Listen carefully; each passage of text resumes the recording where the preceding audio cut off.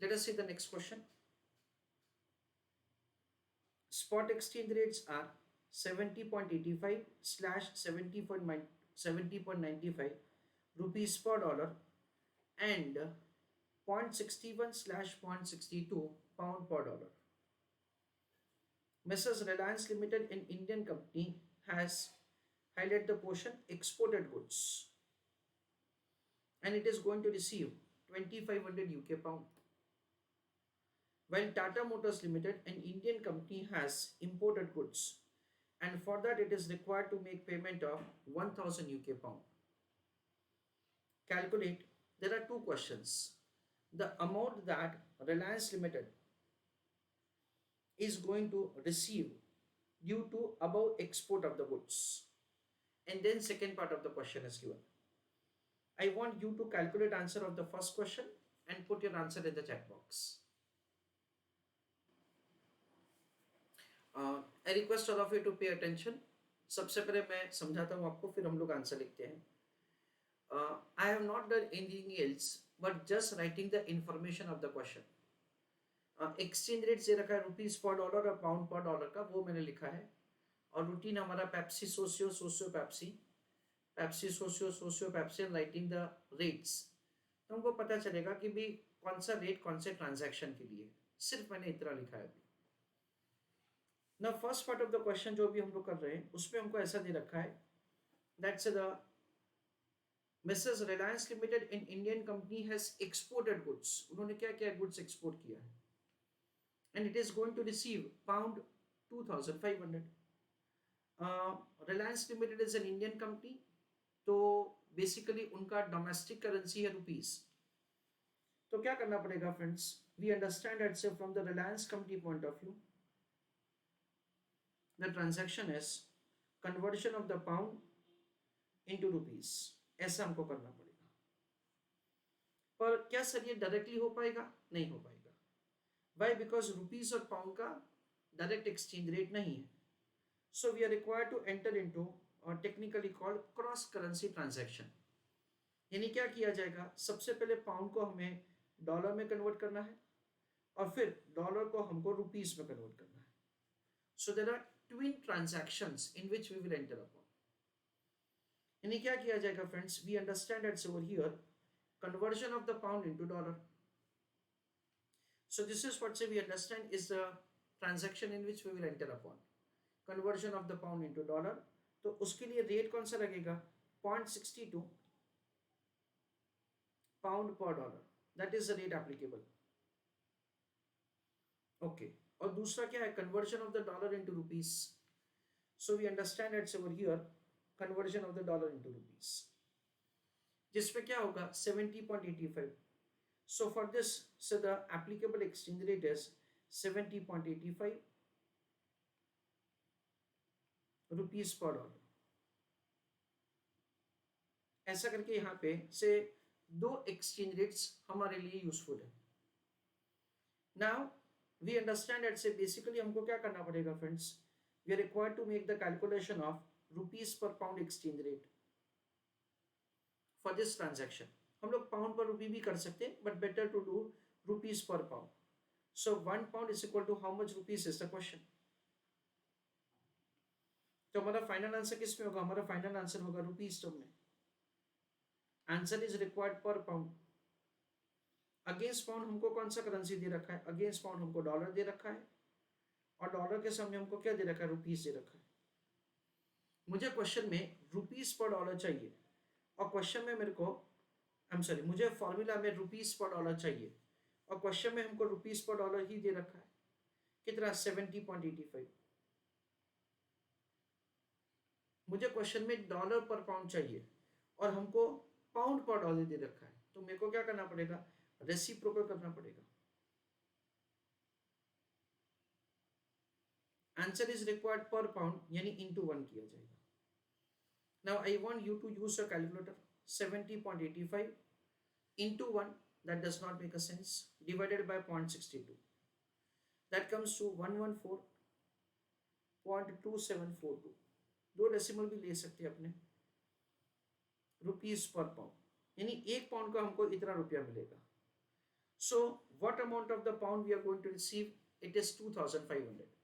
So एक pound का इतना रुपया, so 2500 का कितना, ऐसा करके हमको फाइनल आंसर कैलकुलेट करना है. I request all of you to write down answer for the first part of the question.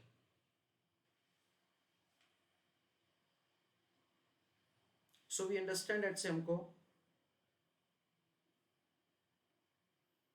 एक पाउंड का 114.2742 रुपीस मिलेगा. तो हमको टोटल कितना मिलने वाला है? 2500 पाउंड. तो उसके सामने हमको इतना रुपया मिलेगा. सो 2500 इंटू 114.2742 क्या करेंगे? Divided by 1. So 2500 into 114.2742. So 2,85,685.5.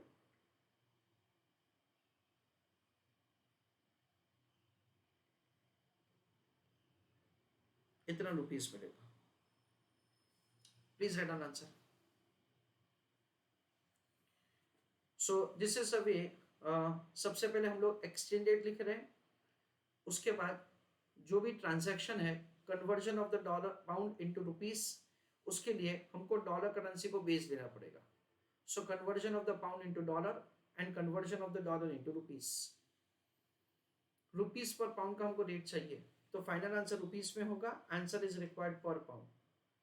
उस हिसाब से हमको एक्सचेंज रेट पूरा का पूरा सेट करना पड़ेगा and we will have the rupees पर पाउंड रेट. तो फाइनल आंसर क्या होगा? फाइनल आंसर होगा कि हमको 2,85,685.5 रुपीस मिलेंगे. Please right down answer and then try to do answer for the second part of the question. Second part of the question में ये पूछा है, what is the amount that Tata Motors Limited is required to pay for above import of goods. So I request you to make calculation of the answer of the second question and put your answer in the chat box. So friends, question में ऐसा दे रखा है, that's the Tata Motors Limited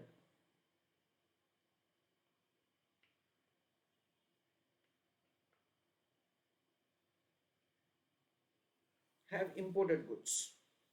और जो goods उन्होंने import किया है ना, से उसका हमको पेमेंट करने का है, ऐसा हमको क्वेश्चन में दे रखा है.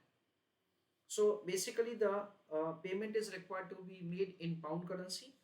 इसलिए क्या किया जाएगा friends? Sale of rupees and purchase of pound, ऐसा हमको ट्रांजैक्शन करना है. पर क्या ऐसा डायरेक्टली हो पाएगा? नहीं. क्यों नहीं हो पाएगा? क्योंकि रुपीस और पाउंड का डायरेक्ट रेट नहीं है. तो सबसे पहले हम लोग रुपीस सेल करेंगे, डॉलर करेंसी बाय करेंगे, और डॉलर करेंसी के सामने हमको पाउंड करेंसी मिलेगा. Okay, so sale of rupees and purchase of dollar is the first transaction. Okay, so I request all of you to pay attention.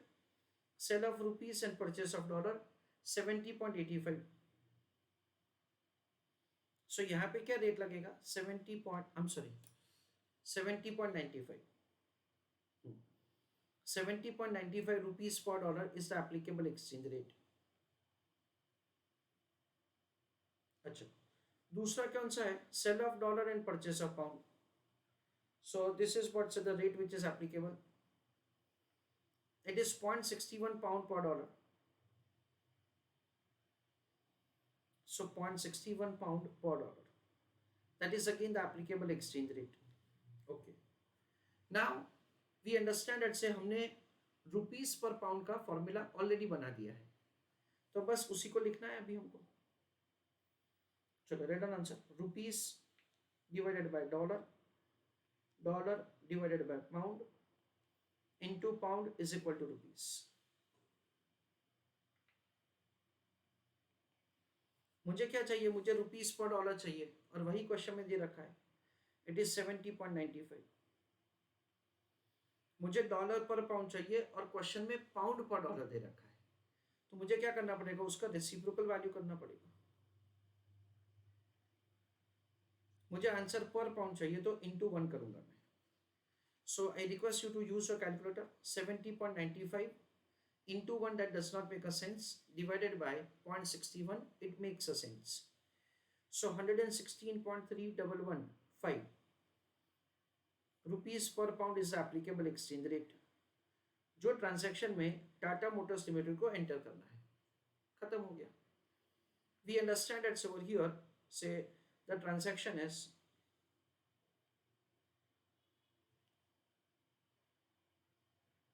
transaction हमने already लिख दिया है. So we final answer in that we understand so the rupees and pound. एक pound खरीदने को 116.3115 rupees हमको बेचना है. So what is the amount of the rupees to be sold for purchasing 1000 UK pound? तो हमको फाइनल आंसर क्या करना है फ्रेंड्स? 116.3115 into 1000 क्या करेंगे? Divided by 1. So that comes to rupees 1,16,311.50. तो इतना रुपीस हमको बेचना पड़ेगा. That is the way we are supposed to make the calculation of answer. Please take down answer.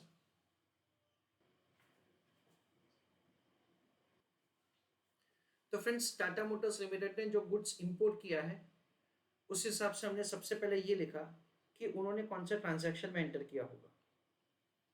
जिस ट्रांजैक्शन में एंटर किया उस हिसाब से उनको कितना रुपीस मिलेगा, कितना रुपीस पे करना पड़ेगा पर पाउंड, और उस हिसाब से हमने फाइनल आंसर का कैलकुलेशन किया है. This is what we understand. Now friends we are understanding something which is new. So everybody is requested to pay attention properly. देखो हम लोग कुछ ऐसा समझते हैं. Listen carefully what I am going to speak. Let's say the dollar currency से अगर हमको कुछ ट्रांजैक्शन करना है तो डॉलर करेंसी रुपी के सामने भी कोटेड है और डॉलर करेंसी पाउंड के सामने भी कोटेड है. तो बेसिकली रुपीस और पाउंड का जो ट्रांजैक्शन है ना वही हमारे लिए इंपॉर्टेंट है. एक ट्रांजैक्शन क्या हो सकता है? Conversion of the rupees into pound, या तो से conversion of the pound into rupees. ये दो ट्रांजैक्शंस हो सकते हैं. इन दोनों के अलावा कोई ज्यादा ट्रांजैक्शन थोड़ी हो सकता है. सो this is what's the maximum 2 transactions possible from the given exchange rates. हम लोग ऐसा बोल सकते हैं कि whether it is an Indian company or it is a company from UK, company has imported goods, company has exported goods. आप कुछ भी सोचो, इंडियन कंपनी ने गुड्स इंपोर्ट किया है, इंडियन कंपनी ने गुड्स एक्सपोर्ट किया है, opposite transactions entered by the UK company, consideration is in rupees term, consideration is in pound term. आप कुछ भी सोचो, इन दोनों के अलावा और कोई ज्यादा ट्रांजैक्शन हो सकता नहीं है. That is what we understand. अच्छा, जब मुझे रुपीस को पाउंड में कन्वर्ट करना है, देन इन दैट केस मुझे क्या करना पड़ता है? मुझे बीच में डॉलर खरीदना पड़ता है और फिर मैं डॉलर बेच देता हूं. जब मुझे पाउंड को रुपीस में कन्वर्ट करना है, अगेन मैं डॉलर बीच में खरीदता हूं और फिर उसको मैं बेच देता हूं. यानी dollar currency is working as an intermediatory between rupees and pound. May there be conversion of the rupees into pound or vice versa. Okay, so ये दो ट्रांजैक्शंस के अलावा और कोई ट्रांजैक्शन पॉसिबल नहीं होगा. Now मैं क्या कहना चाहता हूँ फ्रेंड्स? मैं कुछ ऐसा कहना चाहता हूँ कि ऐसे क्वेश्चन में my suggestion is that say you can first of all prepare a formula. Let us say that say मैं रुपीस पर पाउंड का फॉर्मूला लिख रहा हूँ. सर रुपीस पर पाउंड ही क्यों? पाउंड पर रुपी नहीं कर सकते? बिल्कुल कर सकते हैं. हम लोग कोई भी एक टाइप का एक्सचेंज रेट निकालेंगे. सपोज कि मैं रुपीस पर पाउंड का एक्सचेंज रेट निकाल रहा हूं, तो 1 pound is equal to how much rupees is the question. The final answer is in rupees term. The answer is required in pound, that is for every 1 pound. Pound के सामने हमको dollar दे रखा है और डॉलर के सामने हमको रुपीस दे रखा है. तो ऐसा करके रुपीस डॉलर, डॉलर पर dollar pound into pound is equal to rupees, ऐसा करके हमारा से इक्वेशन फॉर्म होगा ना। मैं जो बोलने जा रहा हूं ना वो बहुत ही इंपॉर्टेंट है। देखो क्या करने का फ्रेंड्स, मुझे रुपीज पर डॉलर चाहिए इक्वेशन में, मुझे क्या चाहिए, रुपीज पर डॉलर चाहिए इक्वेशन में, और हमको रुपीज पर डॉलर ही दे रखा है। तो हम लोग क्या करेंगे फ्रेंड्स, हम लोग ऐसा करेंगे, हम लोग यहाँ पे लिखेंगे 70.85 स्लैश 70.95 रुपीज पर डॉलर। मुझे जो दे रखा है ना वही का वही, मुझे जो चाहिए वही का वही दे रखा है, तो उसको एज इट इज से हम लोग लिख देते हैं। फिर मुझे चाहिए डॉलर पर पाउंड, फॉर्मूला में क्वेश्चन में हमको दे रखा है पाउंड पर डॉलर। अच्छा, अभी जो मुझे चाहिए वो नहीं दे रखा है, तो मुझे रेसिप्रोकल करना पड़ेगा। रेसिप्रोकल कैसे करेंगे मैं आपको समझाता हूं। सपोज कि ऐसे मैं टाइम पास के लिए ले रहा हूं, सपोज कि ऐसा है दैट्स द 2/2.5 ऑस्ट्रेलियन डॉलर पर डॉलर, ऐसा सपोज कि एक्सचेंज रेट है, और मुझे इसका रेसिप्रोकल करना है। तो रेसिप्रोकल मैं कैसे करूंगा पता है फ्रेंड्स, मैं ऐसा करूंगा 1 divided by 2.5 slash 1 divided by 2 dollar पर ऑस्ट्रेलियन डॉलर, ऐसा करूंगा। देखो use your calculator, 1 divided by 2.5 that comes to 0.40 slash 0.50 dollar पर ऑस्ट्रेलियन डॉलर, मैं ऐसा लिखूंगा। And carefully understand that, so we have to make the reciprocal rate in such a way so that say the left hand side rate is lower than the right hand side rate. That is the way we are required to make the reciprocal. 2/2.5 का reciprocal मैं अगर ऐसे करूंगा ना, 1 divided by 2 slash 1 divided by 2.5, तो ये गलत होगा। क्यों? क्योंकि ये क्या हो गया 0.50 स्लैश 0.40, ऐसा हो गया, जो कि गलत है। Left hand side rate right hand side से ज्यादा हो जाता है, तो ये वाला वर्किंग गलत है फ्रेंड्स। जब हमको रेसिप्रोकल करना है ना फ्रेंड्स, तो हमको रेसिप्रोकल में क्या ध्यान रखना है, that's the left hand side rate is lower than the right hand side rate. तो यहाँ पे जब मैं रेसिप्रोकल करूंगा ना, तो रेसिप्रोकल मैं कैसे करूंगा friends, understand carefully, 1 divided by 0.62 slash 1 divided by 0.61, it is dollar पर पाउंड, ऐसा मैं इसका क्रॉस करेंसी करूंगा। 1 divided by 0.62 and 1 divided by 0.61, ऐसा मैं करूंगा। सी अंडरस्टैंड एट से ये वाला क्यों गलत है, बिकॉज वी अंडरस्टैंड एट से, लॉजिकली समझो कि ऑस्ट्रेलियन डॉलर खरीदने के लिए मुझे ज्यादा डॉलर पे करने पड़ेंगे, और अगर मैं ऑस्ट्रेलियन डॉलर बेचूंगा तो मुझे कम डॉलर मिलेगा, ऐसा रेट होता है मार्केट में। ये वाला क्यों गलत है, क्योंकि ये वाले रेट में क्या हो जाता है, अगर ऑस्ट्रेलियन डॉलर में बेचूंगा तो मुझे ज्यादा डॉलर दैट इज मिलेंगे, और अगर ऑस्ट्रेलियन डॉलर मुझे खरीदना है तो मैं कम डॉलर में खरीद सकता हूं। इसका मतलब ये होता है, जो कि पॉसिबल नहीं है, ऐसा पॉसिबल होता है। तो जब भी हमको बाइंग एंड सेलिंग रेट्स को, जब भी हमको बाइंग एंड सेलिंग रेट्स को रेसिप्रोकल करना है ना, देन इन दैट केस हमको सीक्वेंस ऐसे चेंज करना पड़ेगा। नाउ देखो मैंने आपको क्या बोला, मैं आपको रिपीट करके देता हूं। मैंने आपको ऐसा बोला कि ये जो इंफॉर्मेशन है ना, ये जो इंफॉर्मेशन है ना, उसके ऊपर से सबसे पहले फॉर्मूला बना देने का, फॉर्मूला के मुताबिक एक्सचेंज रेट्स रखने का। मुझे फॉर्मूला के मुताबिक रुपीस पर डॉलर चाहिए, वही दे रखा है। मुझे फॉर्मूला के मुताबिक डॉलर पर पाउंड चाहिए, बट पाउंड पर डॉलर दे रखा है, इसलिए मैंने रेसिप्रोकल किया और उसमें ध्यान रखने का। अच्छा, नाउ ये देखो डॉलर डॉलर कैंसिल हो जाएगा और हमारे पास क्या आ जाएगा फ्रेंड्स, पता है हमारे पास यहाँ पे रुपीस पर पाउंड का रेट आ जाएगा। एकदम गौर से सुनो, रुपीस पर पाउंड का रेट कैसे आया सर?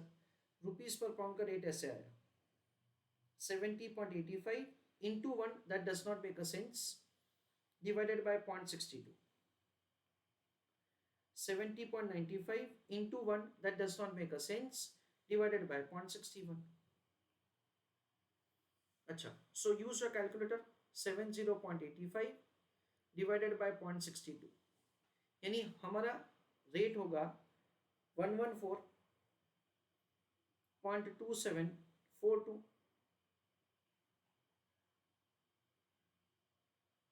slash 70.95 divided by 0.61, 116.3115। ऐसा करके देखो हमारा दो रेट्स आ जाएगा। Now we understand logically like this, एकदम केयरफुली सुनो मैं क्या बोलने वाला हूँ। अगर मुझे पाउंड करेंसी खरीदना है, अच्छा मैंने क्या किया वो मैं वापस बोल देता हूँ। मैंने और कुछ नहीं किया है, ये दोनों एक्सचेंज रेट्स को मल्टीप्लाई किया है, ये दोनों एक्सचेंज रेट्स को मैंने मल्टीप्लाई किया है, और ये जो रिजल्टेंट वैल्यू आया वो रुपीस और पाउंड के बीच में एक्सचेंज रेट बताता है। कैसे समझो, अगर मुझे पाउंड खरीदना है तो मुझे ज्यादा रुपीस बेचना पड़ेगा। सो देखो, sale of rupees and purchase of pound, कौन सा रेट लगेगा? 116.3115। और अगर मैं पाउंड बेचूंगा तो मुझे कम रुपीस मिलेगा, 114.2742। We always know that say how we can do it, say by putting say the Pepsi socio Pepsi। हम लोग यहाँ पे आसानी से कैलकुलेशन कर सकते हैं जो हमने आगे समझा हुआ है। You can just put a line in between and you can write over here Pepsi socio Pepsi, rupees pound. तो देखो पाउंड खरीदने के लिए मुझे ज्यादा रुपीस बेचना पड़ेगा और मैं पाउंड बेचूंगा तो मुझे कम रुपीस मिलेगा। ये आपको डायरेक्टली आंसर मिल जाता है। जो आपको चाहिए, देखो यहां पे भी हमने ये जो ट्रांजैक्शन किया है, देखो टाटा कंपनी का क्या ट्रांजैक्शन था, say sale of rupees and purchase of pound, और उनका क्या था, से 116.3115, तो वो हमको वहां पे डायरेक्ट मिल जाता है। अच्छा, रिलायंस कंपनी का क्या था transaction, it was say sale of pound and purchase of rupees, तो उनका रेट क्या था 114.2742। तो ये जो दोनों रेट्स है ना वो फ्रेंड्स हमको यहाँ पे डायरेक्टली मिल जाएंगे। क्या, conversion of the pound into rupees और conversion of the rupees into pound, ये दोनों रेट्स आपको यहाँ पे डायरेक्टली मिल जाएंगे। तो देखो मैं ये जो मेथड नंबर 2 है ना वो रिपीट कर रहा हूँ, मेरे को यही का यही आंसर एक ऑल्टरनेटिव मेथड से करवाना है। ऑल्टरनेटिव मेथड में मेरे को क्या करवाना है फ्रेंड्स, एकदम अच्छी तरह से समझो। मेरे को है ना क्या ट्रांजैक्शन है ना पहले वो नहीं देखना है, रिलायंस कंपनी का क्या है, टाटा कंपनी का क्या है, मेरे को वो देखना ही नहीं है। किसने गुड्स इंपोर्ट किया है, किसने गुड्स एक्सपोर्ट किया है, मेरे को कुछ नहीं देखना है। मेरे को क्या करना है फ्रेंड्स पता है, मेरे को सबसे पहले ये फॉर्मूला बनाना है। This is what's the very first thing that I want to do.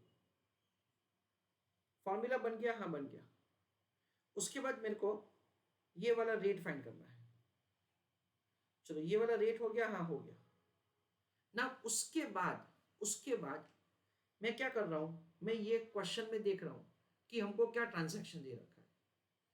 जैसे कि हमको ऐसा दे रखा है कि टाटा कंपनी ने गुड्स इंपोर्ट किया है और रिलायंस कंपनी ने गुड्स एक्सपोर्ट किया है।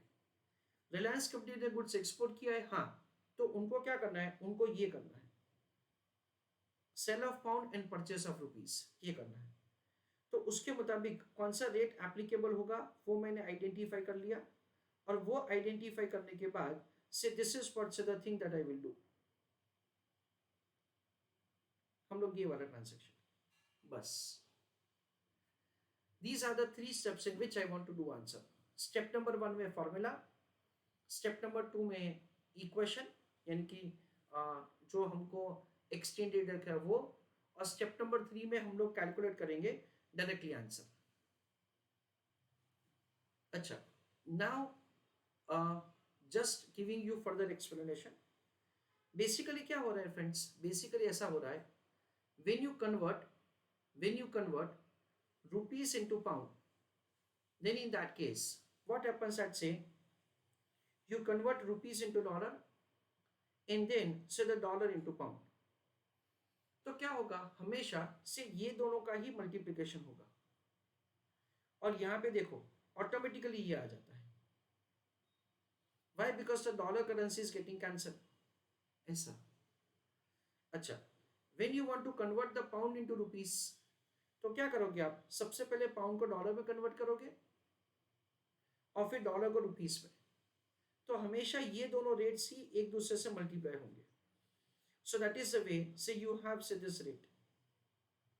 तो ऐसा करके हमारे पास क्या आ जाएगा, डायरेक्टली से द एक्सचेंज रेट आ जाएगा से जो हमको चाहिए।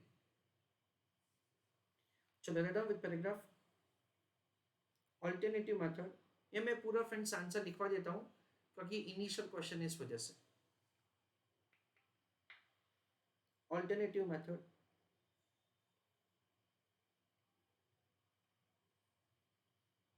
ये पूरा का पूरा आंसर हम लोग वापस करेंगे विद ऑल्टरनेटिव मेथड। उसमें लिखो स्टेप नंबर 1 फॉर्मूला, फॉर्मूला में रुपीस पर पाउंड का कर रहा हूं, पाउंड पर रुपी का करेंगे तो भी चलेगा, ऐसा बिल्कुल ही नहीं कि नहीं चलेगा, पर मैं रुपीस पर पाउंड का इसलिए कर रहा हूं क्योंकि नहीं तो बहुत फ्रैक्शंस आए जाएंगे इस वजह से। So 1 pound is equal to how much rupees is the question?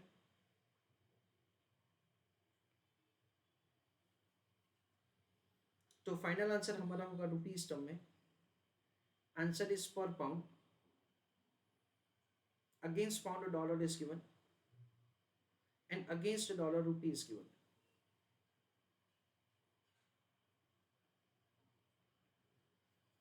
तो ये हमारा फॉर्मूला हो गया, हमने और कुछ नहीं किया है। स्टेप नंबर 2, उसमें calculation of exchange rate for rupees पर पाउंड। मुझे चाहिए रुपीस पर डॉलर और क्वेश्चन में मेरे को वही दे रखा है, तो उसको मैं चेंज नहीं करूंगा। 70.85 स्लैश 70.95 रुपीस पर डॉलर। मुझे डॉलर पर पाउंड चाहिए और क्वेश्चन में मेरे को पाउंड पर डॉलर दे रखा है, इसलिए मुझे रेसिप्रोकल करना पड़ेगा। 1 divided by 0.62 slash 1 divided by 0.61,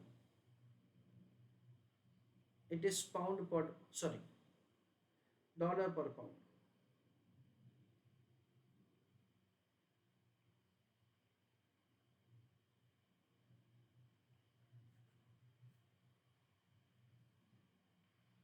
यहाँ पे एरो करके लिख दो important.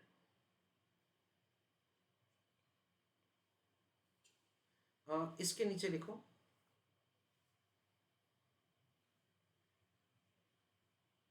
whenever buying rate and selling rate have been given, comma, in that case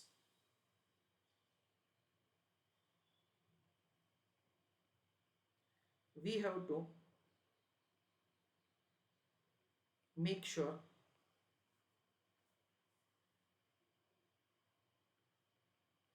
left hand side rate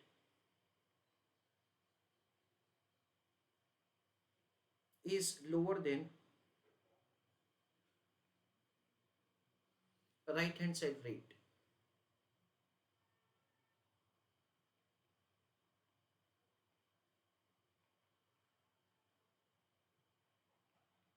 Full stop.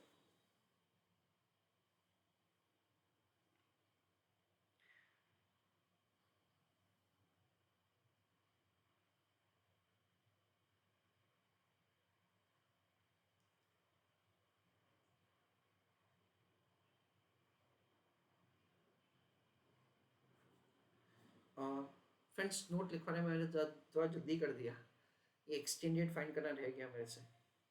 I request you to manage the space. 70.85 divided by 0.62. I'm sorry, 114.2742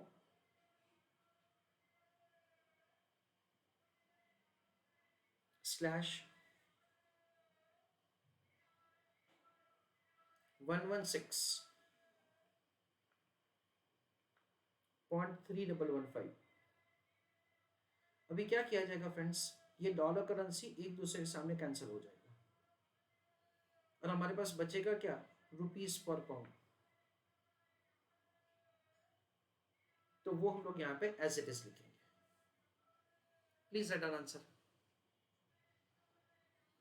तो friends यहाँ पे process बहुत simple है. Step number 1 में formula, step number 2 में exchange rate. Now answer for the first question, उसमें Reliance company, उनका transaction क्या है, उनका ट्रांजैक्शन है conversion of the pound into rupees. That is a transaction. क्यों, क्योंकि उन्होंने गुड्स एक्सपोर्ट किया है और उनको कंसिडरेशन मिलने वाला है 2500 pound. So we understand that say for every 1 pound उनको कम रुपीस मिलेगा. हम लोग पेप्सी सोसियो करके भी कर सकते हैं. In that case, we understand Pepsi socio, socio Pepsi, rupees pound, rupees pound. So conversion of the pound into rupees 114.2742. So write down answer, rupees and pound 114.2742 rupees for every 1 pound. So this is the amount of the rupees for 2500 UK pound.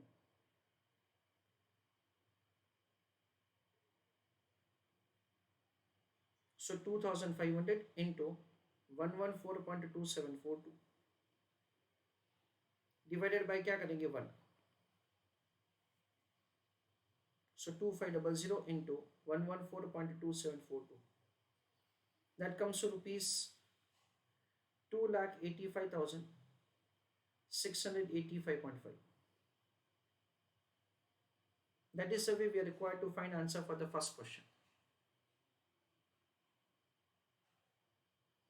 Second question, Tata company.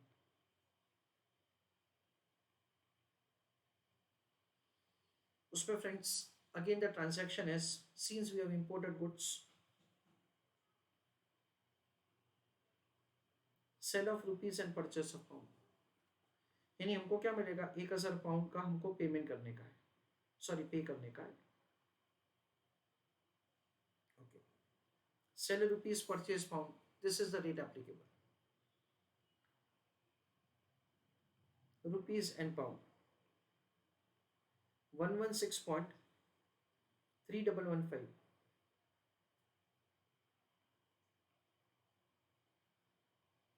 Rupees is equal to 1 pound.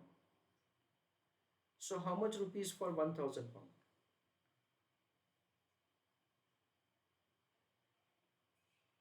One 116.3115 into 1000 divided by क्या करेंगे 1. तो 1,16,311.50. सो इतना rupees हमको पे करना पड़ेगा.